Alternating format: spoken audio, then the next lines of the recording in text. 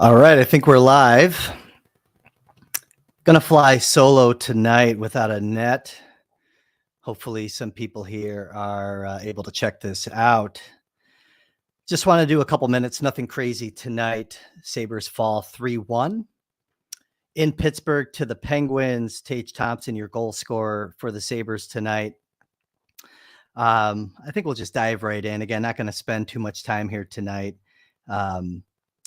Not a bad game for the Sabres. I think, from start to finish, it was a younger team that the Sabres put out there tonight. A lot of guys destined for, duty in Rochester.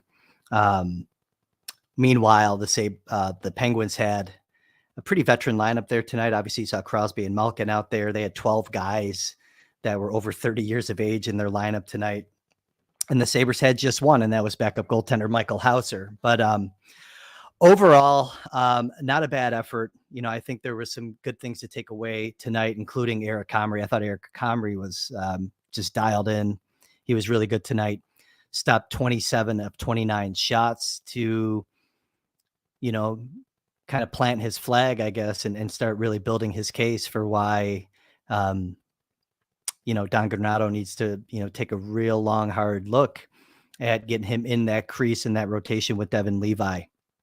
And it's going to be fun, to see what they do, moving forward here. I don't think Devin Levi is going to see a ton of games here. I think it's really going to boil down to the UPL Comrie battle moving forward, but we'll see. I mean, you got to get Devin Levi as a young goaltender some reps, but you also really need to kind of settle that roster situation in net, make a decision. Are you going to carry three? You're going to carry two, who with Levi, if you're going to carry two, is it going to be more to be seen? But I thought Eric Comrie did just a really great job tonight. Staying focused. I look at the goals that were scored on him. The first goal was just, an offensive zone draw won by the Penguins, and Sidney Crosby, one of the best playmakers, found Raquel right there at the edge of the right faceoff circle for a quick shot. It was a great pass. It was a quick play. Maybe you don't want to see the middle of the ice open like that, especially when a player like Sidney Crosby has the puck on his stick. But needless to say, it was a good play and it was a good shot. The second goal that O'Connor scored after O'Connor, failed on two breakaway attempts. Clegg goes, drifts over towards the boards, and it left Novikov on two guys. And Novikov, I think, was just, maybe half a second late getting there to at least tie up one of those two. And it was a nice redirect. Again, a nice quick play. But overall, I thought Comrie was really good tonight, dialed in, very focused, made some big saves when they were needed to be made. I thought both goalies played really well in the third period. But the Sabres outshot tonight 30-25, much better effort offensively tonight than what we saw last night from the Sabres in Kraft Hockeyville. But overall, some good things to take away. We did one of these post-game wraps last night, spent some time with the Athletics' Matthew Fairburn. I kept touting Ryan Johnson. I thought Ryan Johnson, again, was really good. Just plays on the retrievals. He finds himself space and gets himself out of trouble and kind of resets the play and it does a good job advancing the puck.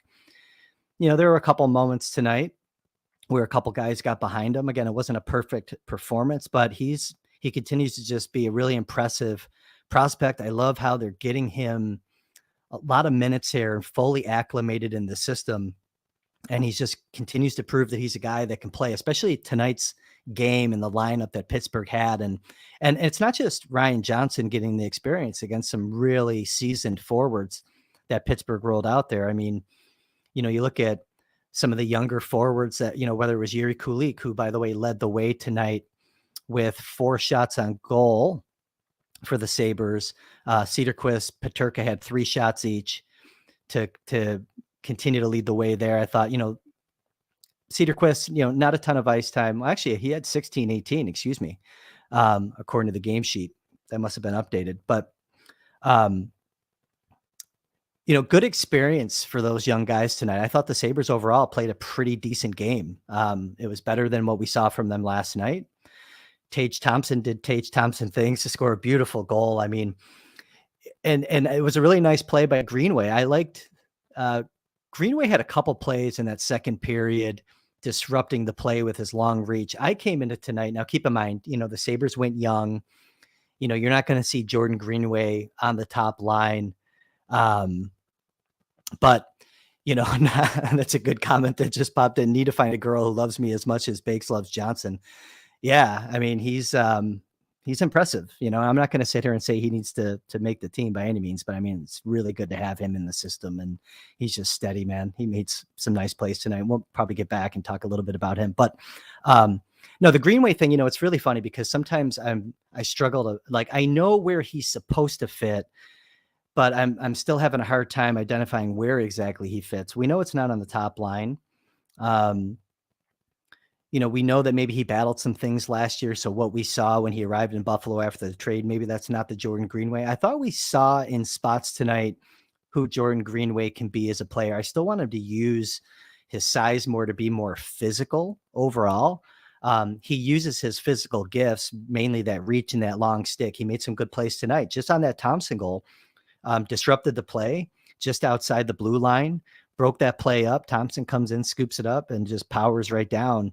And, beautiful finish that we've become accustomed to seeing from Tage Thompson.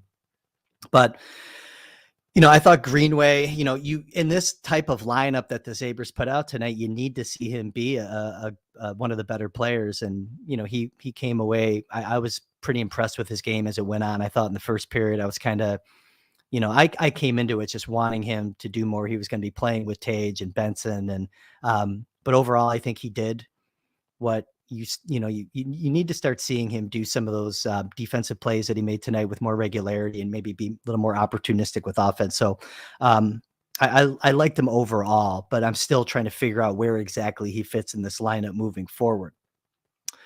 Going back on the back end, Nikita Novikov, I'm just kind of looking at my notes from the game. First couple of shifts defensively, he has KHL experience. With Dynamo Moscow, he's playing 10, 11 minutes a night, basically a bottom pair guy or oftentimes a seventh defenseman. So he's played games against pace. And I think, with Novikov tonight, he settled in. I liked how he was up in the play a lot. He wasn't intimidated. That's kind of the theme tonight, I think, for a lot of these young guys. I felt really good about these young guys being out there at the first intermission. I said, okay, they kind of settled in. Novikov made a play that it was a nice pass against the grain to find Peterka early for a scoring opportunity. JJ Peterka, by the way, I haven't looked at his numbers on Natural Stat Trick. I should probably pop those up, but he just looks in preseason like a man on a mission. But getting back to Novikov, I thought he played fairly well too. Again, do you want to see him tie up at least one of those guys on that O'Connor goal? Yes. Yeah. But, also it would have been, nice if Clegg didn't drift a little too much. But again, I'm not laying blame, just kind of, analyzing the play, trying to figure out what happened there. And those are all, learning moments for a lot of these young players. And, even I thought Kulik and Rosane had moments tonight. They, want to see those guys be able to sustain a little more offense. But it was a good experience for them. They saw a decent amount of ice time against some pretty big guns there. And they looked good as rush players tonight. Again, moving forward, sustaining some more offensive zone pressure would be nice from both of those players. Rosane, there's one play that stands out to me, came down the right side, had like a little bit of a stop and cut to the inside and got a softer shot on goal. And that's where Gergensons came in and had a nice opportunity and just couldn't finish it off. Jerry made a nice save there on him. But overall, like I said, good game. To me, the story was Eric Comrie just kind of staking his claim to his role on the team. And there's still, some preseason runway here for things to change, but going to be some tough decisions coming up for Don Granato. But it's really nice having this competition, and it's really nice having the coaching staff be forced into making some tough decisions. Zach Benson, kind of lauded him for, unexpectedly being a very good player this far in preseason. Again, I thought he was very noticeable tonight.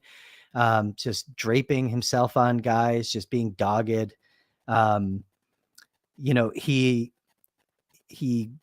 drew a penalty on Erik Karlsson when he gained the zone, and he cut inside when he gained the zone, and he got Karlsson to commit a penalty on him. I thought there were moments where, there was a play in the Prospects Challenge where he took a penalty because he has such an active stick, and sometimes it's too active, and he had another one of those tonight. But I love his tenacity, and he was really noticeable. One of the breakaways, I'm trying to think here. There were two breakaways that O'Connor had in the second period. One, a puck got knocked off Benson's stick. Again, I'm not going to really hold him accountable for that. It was a nice play. And, the pass out of the zone to Spring O'Connor, it got past the outstretched stick of Greenway. And then O'Connor got behind Clegg, and Comrie was there to thwart that opportunity. The second breakaway was, I think, Cedarquist in the right corner, kind of trying to play catch with Zach Metza. Puck got behind Metza. O'Connor breaks down the left side, and he just missed high, but another clean breakaway. And it was that point in time, that was right after Pittsburgh got their first goal, where Pittsburgh started to kind of get their legs going and the veteran team took over. But overall, like I said, I don't want to nitpick, I think we tend to do that a lot. I think it was a good experience for these young guys, and they came away. A lot of those guys should be happy with their performances, I believe, in my opinion. Trying to see if there's anything else from my notes that I wanted to get to. This is usually where I tee up Matthew. It's nice having Matthew Fairbairn here last night, just his perspective on the game, and he's down there in the rink all the time, and it's good. Oh, by the way, this is where we're going to have a little bit of break in the action. I got to sip. This is coconut tequila and pineapple juice. Thank you. A little pre-bedtime elixir. It was a long day, by the way. In my world, not going to whine about it, but I survived.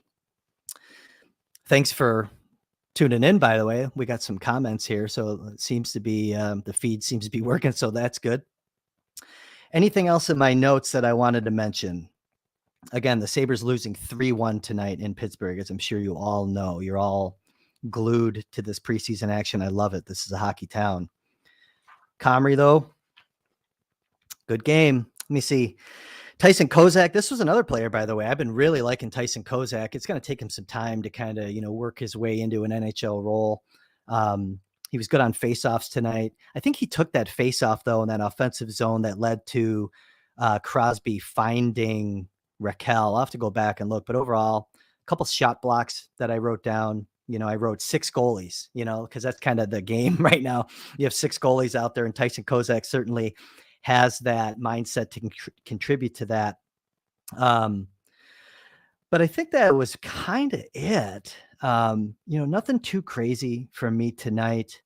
Again, kind of noted some of the turnovers that led to those breakaways, young players. But at least, I guess some of the things that I was noticing last night, I didn't notice tonight, and it was a different lineup, but there wasn't a lot of overpassing tonight. Guys were taking shots. They basically, what did they have? 15 shots last night. They had 25 tonight. 25 is a good number for this lineup against a veteran club. But let's transfer over here to some of the comments. I do need to find a girl who loves me as much as Bakes Love Johnson. I think I have that. I do think I have that, by the way. I think this is on Johnson. Would it be terrible if he did make the team? I honestly feel he's one of our 6 best. I think, sometimes you see that in my podcast this week that I put out a few days ago. If you haven't checked that out, please do. Did a Prospects Challenge recap and talked a little bit about Johnson and did some highlights and just kind of brought us up to date on what's been happening with some of the guys over in Europe. But with Johnson, I kind of compared the situation to Chris Butler when he came out of Denver 15 years ago, where Butler was definitely good enough to make the team in training camp, but just due to numbers, sent him down to the AHL, began the year there. First couple of months he played in the A and then came up right around the holidays and never looked back. I think that's kind of the situation here that we're in with Johnson. Would it be terrible if he made the team? No, because I think he can play. But I also think like Riley Stillman, who played quite a bit tonight. And let me see here. I got to refresh this. What was his time on ice? Felt like he was out there a lot. Riley Stillman, I thought he had a decent game. Just in that physical element, it's kind of nice to mix in. with some of the roving mobility, of your Power and Darlene and the like, who are going to be playing big minutes. Riley Stillman tonight played just under 18 minutes. Man, it felt like he played a lot more than that. I don't know if this is right on the NHL site. They have Ryan Johnson at 24 minutes. I mean, maybe. Wow. I mean, he was out there a lot and he earned it. I'll tell you what, if he did play 24, he earned those 24. But, I don't think it'd be terrible. I just don't see it right now, just because I think unless there's a trade, if they bundle a forward like an Olofsson, which they probably don't need to do until Quinn comes back healthy. But, if you bundle a defenseman with Olofsson, maybe that creates an opportunity. But I do think we're going to see Ryan Johnson up playing games, maybe when the calendar flips to 2024. Again, I can't lose that whole Chris Butler scenario. I can't get that out of my head right now. Brian writes, "Hey, Chris, what are your thoughts on Kizikov at last year's development camp? I remember thinking to myself that he looked so uninterested. And then at this year's prospect challenge and development camp, I noticed the same exact thing. Then yesterday he made that extra pass. Yeah, he had 2 extra passes in that game yesterday. I wasn't really in love with, but again, I attribute that to just a young player continuing kind of on his journey. And he's still pretty young. He didn't play a ton last year in Rochester. After the giveaway, he didn't back check or anything. So I guess a couple things. I didn't find him to be really disinteresting at the Prospects Challenge. He didn't have any points, but there were times, I think in the Montreal and Jersey game, especially I think it was the Jersey game on Saturday. Again, it all kind of runs together, so I apologize. But there were times when I think it was Jersey started to carry the play a little bit more, and Kizikov came out in a couple shifts and really was really tenacious, sticking to his man, fighting for pucks, playing a little bit more inspired hockey. And that's that brand of hockey that you need to see from him all the time, consistently. He has a little bit of that moxie and that attitude. He's a player, though, when he came up, 15, 16, 17, he was a big time goal scorer and big time playmaker. And I think they have to be patient with him. He's not a guy that I look at. He's a longer term player for the organization. And I think he seems actually interested. He seems happy to be here. I think that having Neachev and Novikov that are going to be down in Rochester with him should help him this year, where he was kind of on an island last year. I don't want to discount the cultural aspect and just being young and everything that it takes to manage your life without your parents or, people that speak your language around you 24/7. So he gets, no one gets a pass, but I think we all should be patient with a young player like Kizikov, who's talented and just needs to get some solid footing underneath him this year in Rochester and become a bigger part of that team and woven into the fabric of what Seth Appert's trying to do on the farm. Brian says, "I thought all 5 forwards who played for Abbott in Rochester last year were responsible defensively, more so than most of the regulars." Yeah, again, I want to kind of see the underlying numbers there, but I do think Rosane and Kulik had better games tonight, certainly better than the first one that they played. I thought they've gradually improved throughout preseason, both of those 2 players specifically. Cedarquist looks really comfortable, kind of keeps his game simple and knows his role. They're getting him some power play time. I just like what the Sabres are doing, just throwing out a lot of these young guys here early in the preseason before they start trimming things out. They're getting these guys key experience. They're making them part of the program, giving them looks. They're mixing them in with some veterans. And I think it's healthy for the organization from top to bottom.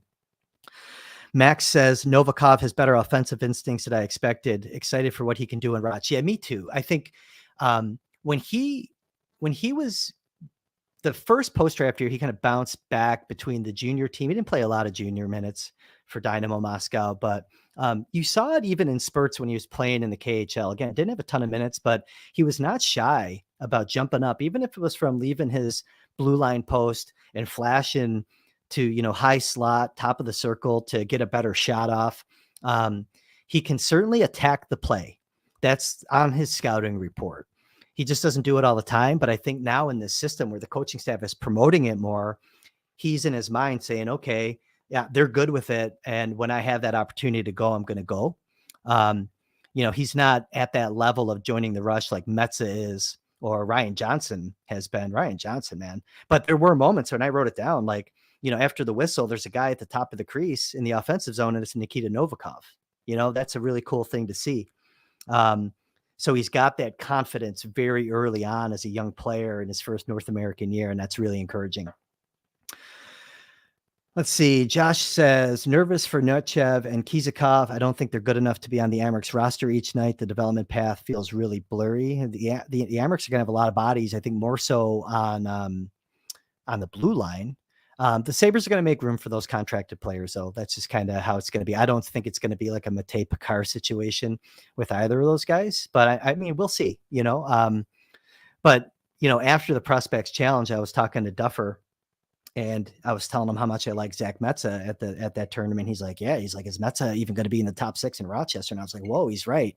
Because they have a good mix of veterans, and you want to find a space for Ryan Johnson and Novikov. And, maybe, I mean, we saw it last year with Kizikov. If you think about it, he wasn't in the lineup every night. But I think those guys will, Nechayev comes over a little more polished, a little more developed than Kizikov was when he got here last year. So we'll see. These guys have to earn it. But I think being under contract and knowing that they're part of the program, they're going to get games, they're going to get time, even if they don't play the full schedule.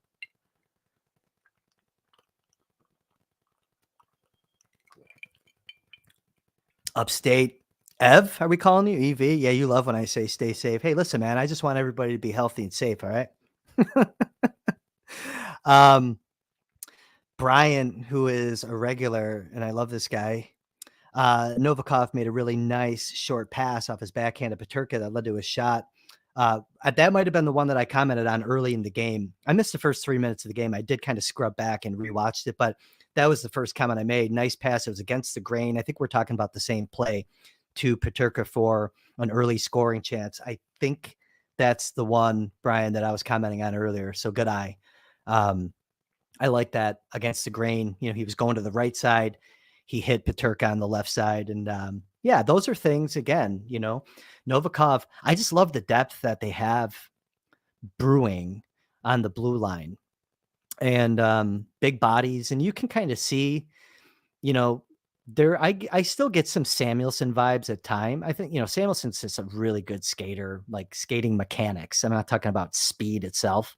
But in terms of their defensive zone presence, and they're a little bit territorial, you throw them into that same bucket. But, tonight, again, looking at the numbers, if these numbers are right, I guess I don't know why. I have no reason to not trust it. But I mean, I'm looking here. They have Maxim Sturbach listed on the site, for crying out loud. So now I'm saying, okay, can I believe anything on this? I mean, Sturbach's doing homework, hopefully.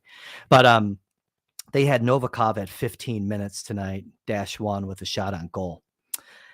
Anything else in these notes? I think we're good. I mean, I'm already at 22 minutes. That's pretty cool. I didn't think I was going to last that long. Max writes, any guess on which young guys stick on the roster to start the year? Whew. That's, that's the challenge with like a Zach Benson. My whole thing with him was you're going to get him some games. He's going to stick around in camp. I mean, is he going to help him win games? We talked about it a little bit last night with Fairburn. Like he's just doing well in camp, and he's noticeable every time he's on the ice.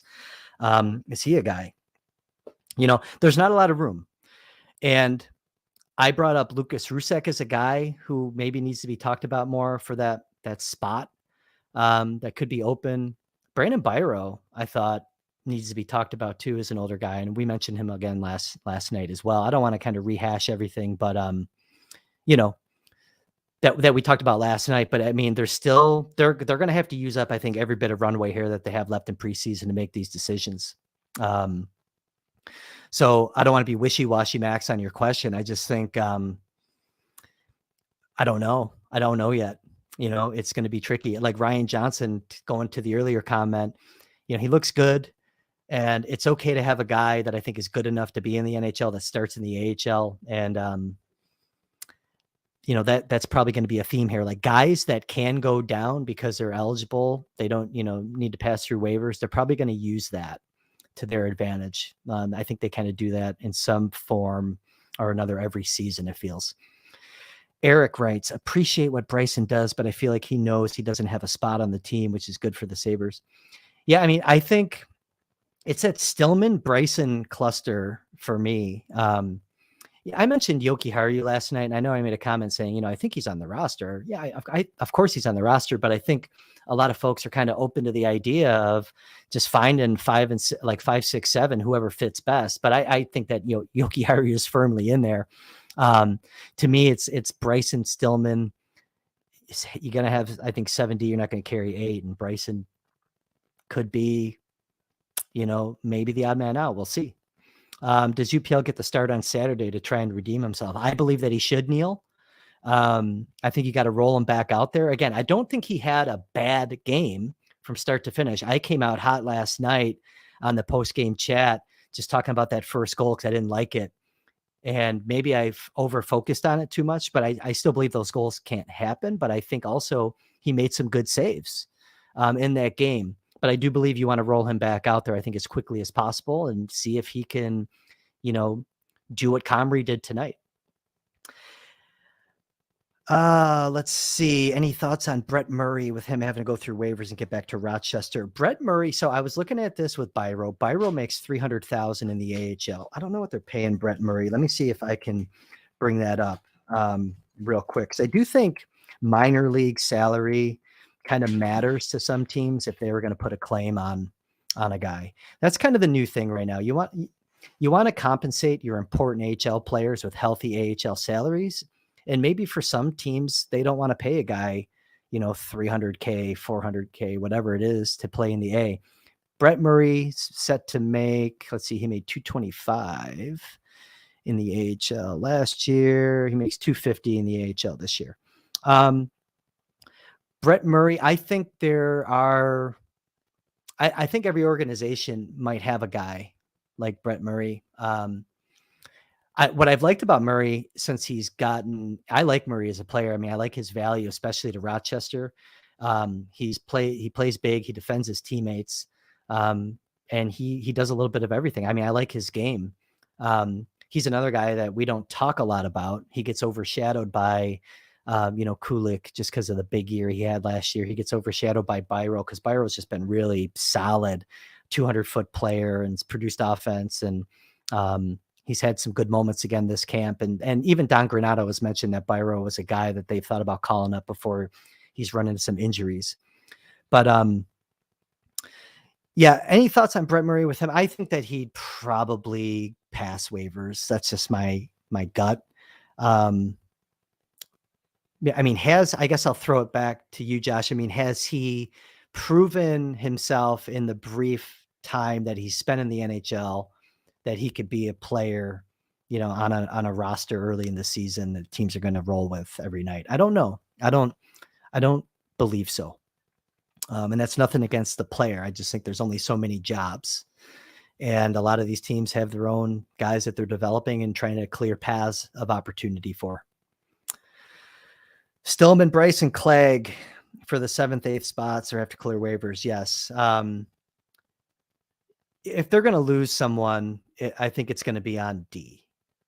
If someone's going to get claimed, I think it's going to be on D. I think that's kind of clear. I'm probably stating the obvious there, so I apologize. But yeah, I think that's it. They're off tomorrow. 3:00 game on Saturday. That'll be what, Columbus? That'll be good. I would like to see UPL play. They got to start making those decisions soon. I do think, though, they're going to need every little bit of it to really take this thing down to the wire, unfortunately. But again, I think that's a great problem to have.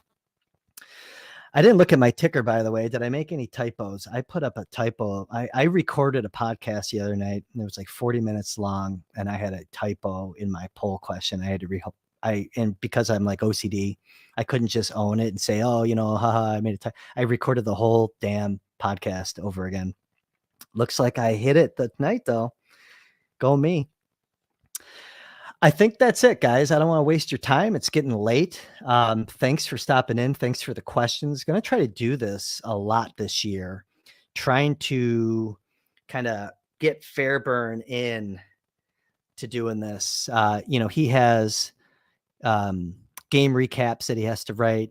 Writers have deadlines. I get it. I'm just sitting here, watching games.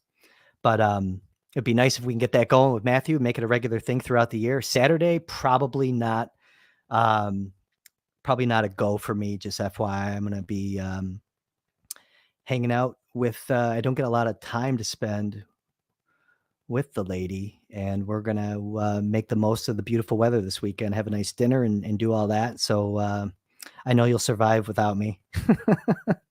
But I always appreciate you guys participating in the chat and subscribing to the podcast. So much. I stopped writing a couple years ago just because I suck at typing. It's just time consuming. You watch a lot of hockey, you don't have the time to sit down and type and everything, and it's just easier to talk. So I hope this medium works for you guys.